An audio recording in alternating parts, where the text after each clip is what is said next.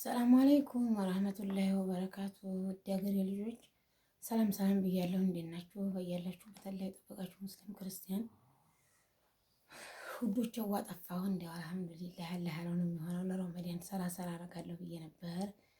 የሚገዛኛል ብዬ የሚያዘኛል ብዬ ነበር። አልሐምዱሊላህ ረብል ዓለሚን አላህ ይሻውን ሰራ። አሞኝ በጣም አሞኝ ልሞት ነበር። አልሐምዱሊላህ መቼም አላህዬ አሁን ሻል ብሎኛልና እንደዛ ነው። እና ወላሂ በጣም ከባድ ነበር ያመመኝ ነው። እንደው አልሐምዱሊላህ አላህዬ ዘወር ሲያደርገው በጣም እሱ የታደረስከው የማይባል ጌታ በጣም ወላሂ እንትን አሞኝ ነበር። ምንድነው የሆነች እህቴ እዛው ሚዲያው ላይ መጥቼ የሆነ መድኃኒት ልካልኝ እና እህቴ እስኪ ላክሽልኝም ልጅቱ ልወቅሽ አንቺንም ልወቅሽ መድኃኒቱንም እንዴት እንደምወስድ በደንብ አስረጅኝ ብያት እሺ ብላ በውስጥ መታ አውርታኝ እኔም ጎጌልም ሰርችም አድርጌ አይቼ ሌሎችም ሰዎች እዩልኝ ብዬ ጥሩ ነው በቃ የበሽታ የመቋቋም አቅምን ይገነባል ምናምን ብሎ ብዙም ሰው አየልኝ። ሳይቀር ጠየኩኝ። ያው ጥሩ ነው ተብሎ በጣም ይታመናል አለኝ። እሱም የካንሰር መድኃኒት ይሆናል ወይ ስለው የካንሰር መድኃኒት ይሆናል የሚል መረጃ እስካሁን የለም፣ ግን እንደው በጠቅላላው ጥሩ ነው ተብሎ ይታመናል አለኝ። ከዛ በቃ እንግዲህ ብዬ ሞከርኩት። 2 ቀን እንዲወሰድኩ በጧትና ማታ ይሄ ማለት ነው የባለፈው ነገርኳችሁ። ይሄ ጧትና ማታ 2 ቀን እንዲወሰድኩት በሞቀ ውሃ ለ4 ከፍለሽ ስላሉኝ ለ4 ከፍዬ ጧትና ማታ 2 ቀን እንዲወሰድኩኝ ሆዴ ላይ መውጋት ጀመረ በቢላ በቀኝ ጎኔ በኩል እንደዚህ ሲወጋኝ እንዲህ አድርጌ ጭብጥ አደርጋለሁኝ እያለ በ3ኛው ቀን እንደው እንደማዞርም እንደምንም ሲያደርገኝ ህመሙም እንደው እንደላብላብም ሲለኝ ዋለ። በ4ኛው ቀን ወዴታች ሲለኝ ዋለ። አላቋረጥኩትም ስራ ጀምሮ ነው። እናቴም ሰዋት እናቴ ያመመኝ ትላልሽ መድኃኒት ሊያድን ሲል ነው ነቅሎ ሊያወጣው ነው ዝም ብለሽ እንዲያታቋርጭ ያለችኝ እና 4 ቀን እንደወሰድኩኝ በ4ኛው ቀን ወዴታች ሲለኝ ዋለ። ያው ሆዴ እንዲያመመኝ ያው እንደወጋኝ ማለት ነው። ከዛ ምን ቢሆን ጥሩ ነው። በ4ኛው ቀን ሌሊት እናቴ በህይወት ያይቼው ማላውቀው ነገር መጣ። ልቀመጥ እንዴት ሆኜ ልተኛ እንዴት ሆኜ ባፌ ልደፋ እንዴት ሆኜ እንዴት ሆኜ ሩህ በእጅ ማውጣት የምችል ቢሆን ባወጣው ደስታዬ በጣም ከባድ ነው ወላሂ ላዚ እና እንደው ያው ስፈጭ አደርኩኝ።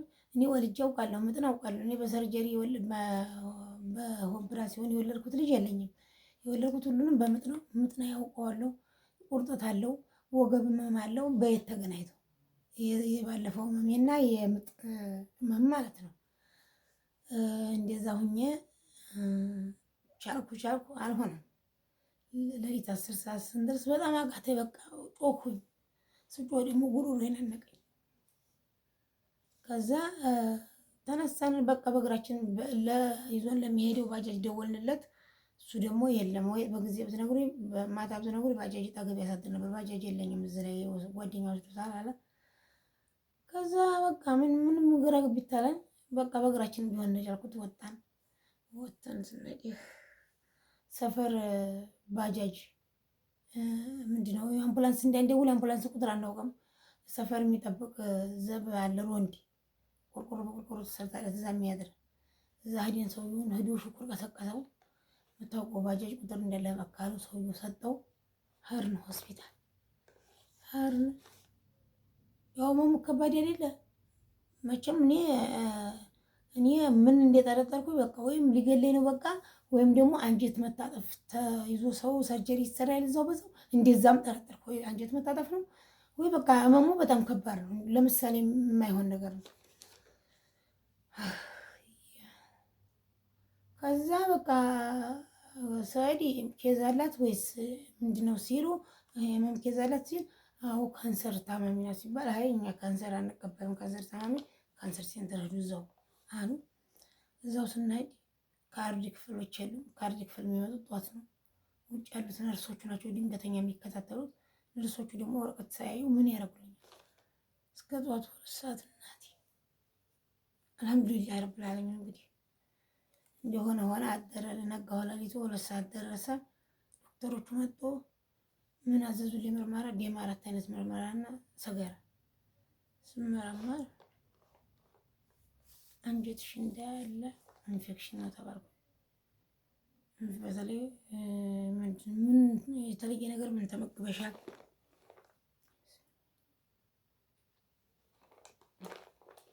የተለየ ነገር ምን ተመግበሻል አሉኝ። እኔ ዝም ብዬ ነበረ። ሹክር በኋላ ቆሞ ወንበር ላይ እኔ እንደዚህ ተቀምጬ እሱ በዚህ ቆሞ ቆንጠጥ እያደረገ ንገሪያቸው አለኝ።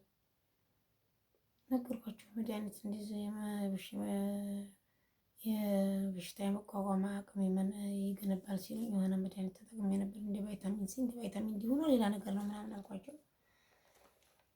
ስለ ቫይታሚን ዲ እና ስለ ቫይታሚን ሲ ካሁን በፊት ጠይቀሽን በኦርጋኒክ ነገሮች ብይሉ ብለንሽ ተስማምተናል። ይሄኛው ምንድን ነው ምናምን ሲሉ ጠቀርናቸው፣ አሳየናቸው። ይዟል ሽኩር አንድ ፍሬ። ምክንያቱም እሱ ሊሆን ይችላል ብለን ጠርጥረናል። በጣም የማይሆን ነገር ነው የሆነው። ከዛ አይ እንዴት ብላችሁ ታስባላችሁ? መድኃኒት ከሆነ የሚመጣው ቀድሞ ለእኛ አይደለም ወይ? የጤና ባለሙያዎች አይደለም ወይ የምንሰማው? እንዴት ለቢዝነስ ተብሎ የተፈጠረ ነገር ቀልድ ነው ወይ? ህይወት እንዴት ጨጓራ አንጀት የሚጎዳ ነገር እንዴት እንትን ትላላችሁ አሉ። እና ያው እንግዲህ ልመልስ ነው ይሄ ብለን ነበር የተላከው በራሴው ስልክ በራሴው ስም ይሄ ተጋዬ እንግዲህ አንቺ መስሎሽ ልጅቱ ነገርኳት። በጣም አዘነ። ሀያቴ እኔ አድናለሁ ብዬ እንዲህ ያለ ነገር ይመጣል ብዬ በምን የጠርጥር ያለች እሷን በጣም ደነገጠች፣ ያዘነች። እና አሁንም የሚቀበልሽ ከሆነ ሰውየውን ተቀበዩ። የተጠቀምኩት 2 ብቻ ነው፣ 8ቱ እንዲያለ ነው አልኳት። 8ቱ ሊመለስ ነው እላችኋለሁ። ያው እንግዲህ ያው ላኪው ብሏታል። ምነው መሰል ሰውየው ላኪው ብላኛለች። ልመልስ ነው እንግዲህ እንኳን ያልገደለኝ እሷም ደግሞ አዲና ትድኛለሽ ብላ ሌላ ጣጣ እንደሚመጣ አላወቀችም። እሷም አዘነች። ወላሂ ላዚ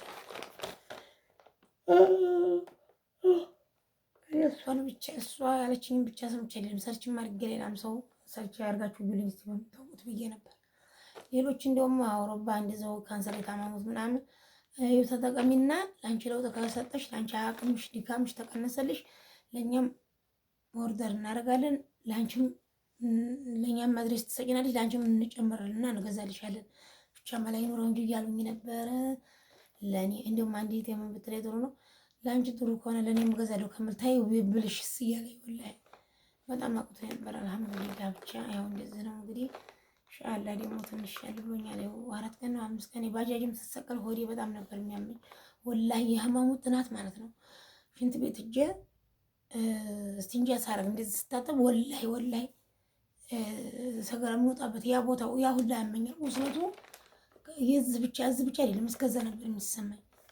አልሐምዱሊላህ ረብል ዓለሚን። እኔ መድኃኒት እንኳን በህክምና መድኃኒት መሆኑ የተረጋገጠ ለአንዱ የሚስማማው ለአንዱ አይስማማም። እንዴት ዝም ብለሽ እንዴት አይተሻል ስቃይን ምን አይነት እንደሆነ ምን አይነት መስዋዕትነት እንደከፈልሽ ለመድረስ እና እንዴት ዝም ብለሽ ይሄን ታደርጊያለሽ ብሎ ዶክተሮቹን ተቆጡኝ። እኔም ከዚህ በኋላ ምንም ነገር በነገራችን ላይ እኔ ፊትም ተባቃ ነበር፣ ግን ጭቁ መድኃኒት ነው ይሄ መድኃኒት ነው ይሄ ሞክሪበት ሲሉኝ ብዙ ሰው እምቢ ብያለሁ። ለምን ጨጓራዬን ይጎዳኛል? አጉል የበለጠ ነገር ከግመል ወተት ነገር ሌላ ነገር የሞክርኩት የለኝም። እሺ ብዬ እርድ ጠጭበት ብለውኝ 1-3-4 ቀን እርድ ብጠጣ ከቴም አፌ ሁላ ቆሰለ። በዛው እርግፍ አድርጌ ተውኩት። የቀረ ምንም እርድ ሳይሆን ይሄ ምንድን ነው ከርቤ። ከዛ በቃ አለቀ እና ሎሚ ነበር የምጠጣው። ሎሚ በቀዝቃዛ ሎሚ በባዶ ሆድ የጠጣለው ሎሚ ቢሆን በባዶ ሆድ። እናንተ የእውነት መድኃኒት ነው ከተባለ እኛን የምንሰማው ከእናንተ ቀድሞ እኛ ለእናንተ እንዲደርስ እናደርጋለን። ዝም ብሎ በፍልስፍና ይሄ መድኃኒት ነው ስትባሉ እንትን እያላችሁ ጉዳት ላይ ጉዳት ለምን ትጨምራላችሁ ምናምን አሉኝ። ሎሚ ቢሆን በባዶ ሆድ ይቅርብሽ። ከምግብ በኋላ ግን ብርቱካንም እንደምትመገቢው ሌላ አትክልቶች እንደምትመገቢው አብረሽ ብትመገቢ ችግር የለም። ግን በባዶ ሆድ ለጨጓራም ጥሩ አይደለም፣ አሲድ ያለው ለዛ ለምን በባዶ ሆድ ሎሚ አያስፈልግም አሉኝ።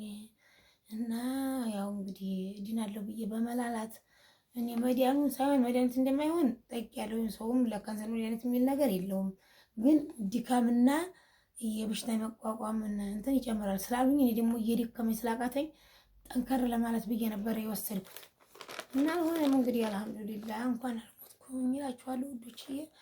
ጠፋሁበት ምክንያቱ ይሄ ነበረ። ድምፄን መልሶ ያዝ እያደረገኝ ነው። እንግዲህ ይህን ይመስላል ውዶችዬ። አሰላሙ አለይኩም ወራህመቱላሂ ወበረካቱ።